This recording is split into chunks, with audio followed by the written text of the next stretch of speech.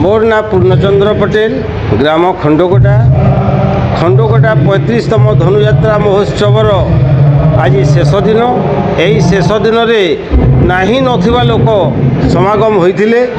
आ धनुयात्रा खंडकोटार जो उत्सव आज पालन करागला समस्त मन में खुशी लहरी देखा मिलला।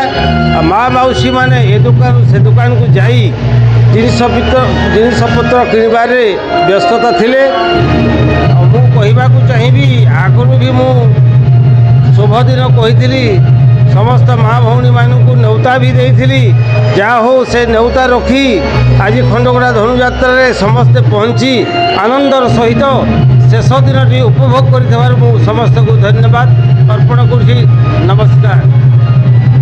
आज आमर ग्रेसर औजार मंत्री आमको बपुर के डाकवा लगी जाइए आम डाकर सागे मथुरा के नासीचु आमू आमको देखिए ढरी पड़े आम धर्मर विनाश धर्मर स्थापना कर।